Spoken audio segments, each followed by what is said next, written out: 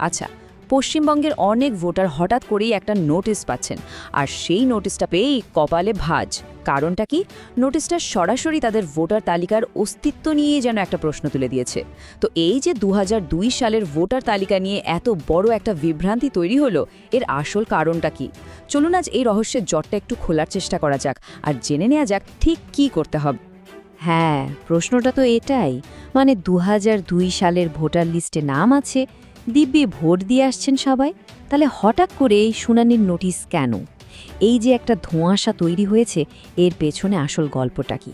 চলুন এই ব্যাপারটারই গভীরে গিয়ে দেখি আমরা। তো প্রথমেই একটু দেখে নেওয়া যাক, এই যে একটা রহস্যময় নোটিশের কথা বলা হচ্ছে, ব্যাপারটা ঠিক কী? মানে হাজার হাজার মানুষ কেন হঠাৎ করে এরকম একটা নোটিশ পেতে শুরু করলেন? ঘটনাটা আসলে হলো, যাদের নাম ২০০২ সালের ভোটার লিস্টে ছিল, তাদের মধ্যে অনেকেই স্পেশাল ইন্টেন্সিভ রিভিশন বা সংক্ষেপে এসআইআর এই প্রক্রিয়ার জন্য একটা শুনানি নোটিশ পাচ্ছেন। এখন এই এসআইআরটা হলো ভোটার তালিকা সংশোধনেরই একটা বিশেষ পদ্ধতি।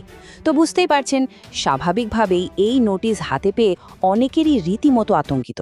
ভাবছেন নামটা বুঝি এবার তালিকা থেকে বাদই পড়ে গেল। তাহলে প্রশ্ন হলো, সত্যি কি নাম বাদ পড়ার কোনো ভয় আছে? না, একদমই না। আসল কারণটা হলো নো ম্যাপিং বলে একটা টেকনিক্যাল গন্ডগোল। চলুন তো ব্যাপারটা কি সেটা একটু সহজ করে বুঝে নিই।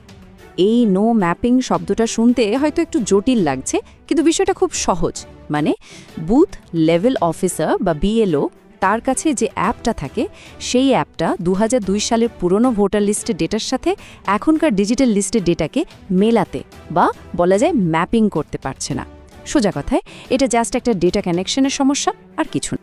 আর এখানে সবচেয়ে জরুরি কথাটা হলো, এই গণ্ডগোলের জন্য কিন্তু কোনো ভোটারের এক বিন্দুও ভুল নেই। এটা একেবারে পরিষ্কার।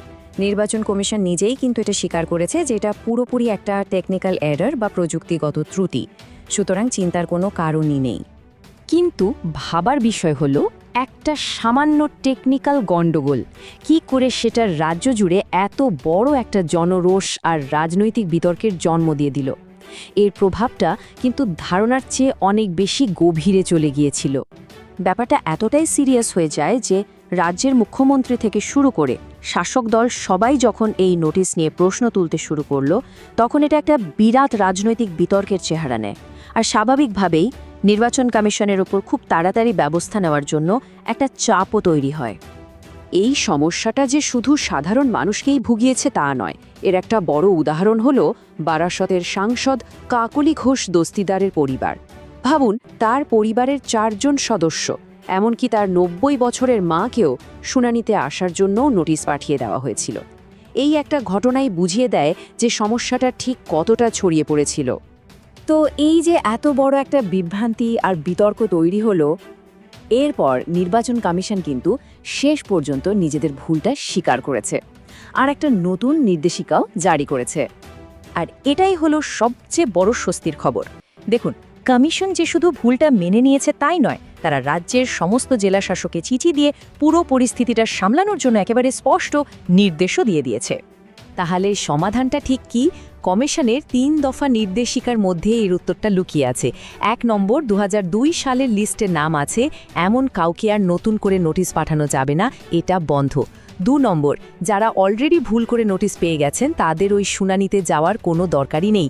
আর ৩ নম্বর, যেটা সবচেয়ে গুরুত্বপূর্ণ, সেটা হলো কর্মকর্তারা এবার নিজেরাই পুরনো কাগজের লিস্ট ঘেঁটে ডেটা ভেরিফাই করে নেবেন।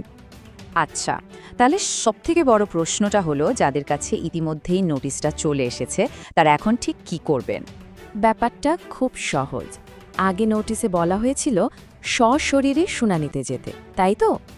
এখন কমিশনের নতুন নির্দেশ অনুযায়ী ওই নোটিশটাকে পুরোপুরি উপেক্ষা করতে হবে।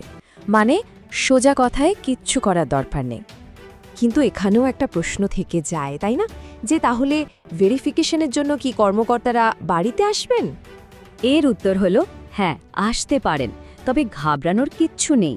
বুথ লেভেল অফিসার মানে বিএলও তিনি বাড়িতে আসতে পারেন শুধু ভোটারের একটা ছবি তোলার জন্য, যাতে সেই ছবিটা প্রমাণ হিসেবে অনলাইনে আপলোড করে দেওয়া যায়। ব্যাস এটুকুই, এর বাইরে আর কিছু না।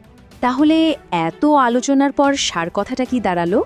মূল কথাটা হলো, যদি কোনো ভোটারের নাম 2002 সালের তালিকায় থাকে আর তিনি সম্প্রতি শুনানির জন্য নোটিশ পেয়ে থাকেন, তাহলে শুনানিতে যাওয়ার বিন্দুমাত্র প্রয়োজন নেই। এটা একদম পরিষ্কার। তবে এই পুরো ঘটনাটা কিন্তু আমাদের একটা বড় প্রশ্নের সামনে দাঁড় করিয়ে দিয়ে যায়। নির্বাচনী প্রক্রিয়াকে আরও সহজ আর মসৃণ করার জন্য যে প্রযুক্তি আনা হচ্ছে, সেই প্রযুক্তি কি মাঝে মাঝে আস্থার বদলে নতুন নতুন জটিলতা তৈরি করছে? এটা কিন্তু সত্যিই ভাবার মতো একটা বিষয়।